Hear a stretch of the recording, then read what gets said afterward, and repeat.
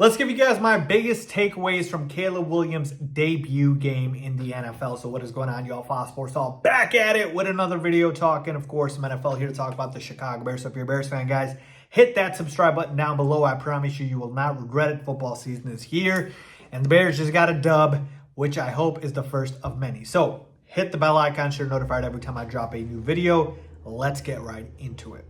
So I did give you guys my thoughts on Caleb's game in the post-game recap, but I wanted to make a separate video to just focus on number 18's game itself and analyze and give you guys my main takeaways here. Now, look, obviously we know that that was the first game of his career, okay? And it's hard to go ahead and be too critical of a guy making his very first NFL start. You have to be more patient, even if it is with the number 1 overall pick, folks. We're not talking about game 13, game 15, game 17. We're not talking about second, third year. We're talking about literally the very first game, okay? Literally the very first game. So I want to give you guys my analysis here, some good, some bad, and everything else in between. So the first main takeaway I have from Caleb's game, watching back every single snap, every single play, I didn't go back and watch everything, was the first one I want to talk about is the decision-making was still solid. Okay, I want to start with the positive here. Obviously, the box score was atrocious, right? Throwing for less than 100 yards, I don't care who you are, that should not happen. But going back and watching the tape, I liked where Caleb was going with the football, okay? He was going through his progressions, he was going through his reads, and the ball was intended for the right guy, but for a variety of reasons, it didn't get there, which I'll get into in a moment here. But a perfect example is there was a play in which he was basically doing a play action rollout, and the ball was supposed to go to Keenan Allen, and Keenan Allen was open, and Caleb's looking at Keenan Allen, and the ball obviously gets deflected because Caleb has a pass rusher in his face, and he's able to get to Caleb before that, and before he's getting the ball out, and the ball gets obviously tipped or loses its momentum, and it's not able to get to Keenan Allen. That would have been a huge game, potentially a touchdown.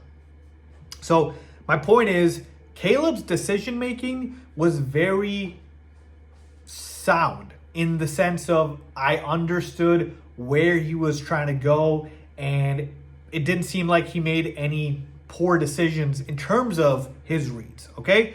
Now, certainly he was not perfect. We know that.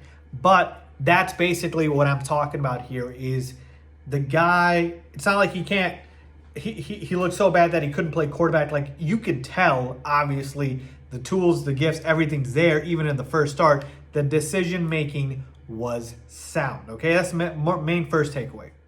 All right, so let's talk about my takeaway number 2, which kind of goes hand in hand with takeaway number 1, which is he's got a lot of cleaning up to do. Caleb being, of course.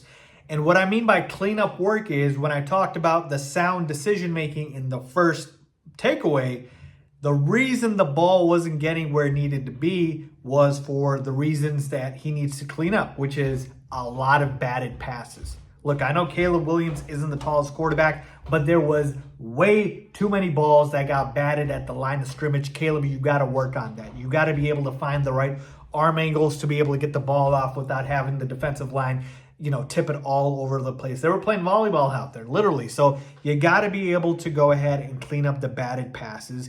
Then the other thing, too, is the overthrows, all right?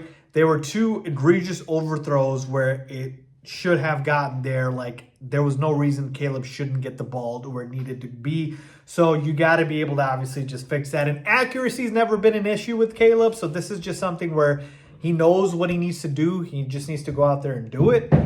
So there's really nothing here in terms of like teaching the guy. You either have it or you don't. But yeah, that overthrow can happen. Can't happen with these overthrows. So he's definitely got to clean that up. And then the last thing I'll say is the offensive line was atrocious. We know that. But the fact that we're specifically talking about what Caleb can control, because he can't control how the O-line plays, is he can control the way he maneuvers in the pocket. And that's something he needs to clean up as well, because he had happy feet in the pocket a lot of times. And a lot of times he didn't realize that, hey, the defensive linemen that are 300 plus pounds, they can chase me down in the NFL. They couldn't do that in college, but in the NFL, they can. So you have to know that you cannot outrun all of these defenders. You have to be able to take the right angles on, kind of fake outs when you're trying to get away from the pass rusher. So all of these things Caleb has to clean up, all right, moving forward. So just to recap here, batted passes, overthrows, happy feet. You got to be able to, know when you can get away from these pass rushers and when you can't. So all of those things Caleb should clean up. And finally, my last one, my third takeaway is that Caleb didn't have any boneheaded plays. Now, obviously, you could be like, hey, Faiz, you're picking at straws here with the positives, but I'm really not, because if you looked at the quarterback on the other side, Will Levis, all he did was make boneheaded plays, which was a large part of why the Bears won this game, because Will Levis kind of gave it to us more so than us taking it, but and then credits to the Bears defense. But my point is, again, Caleb Williams did not lose you the game, and that's very possible with the rookie quarterback. I don't care if it's a number 1 overall pick. He's still a rookie, right?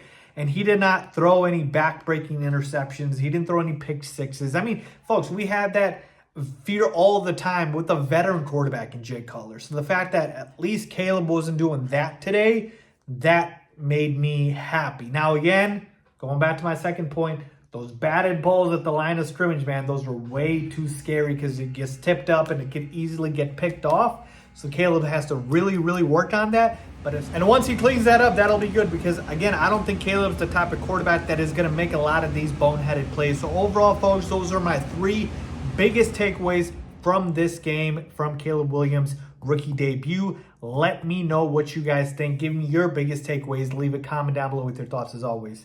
Thanks for watching.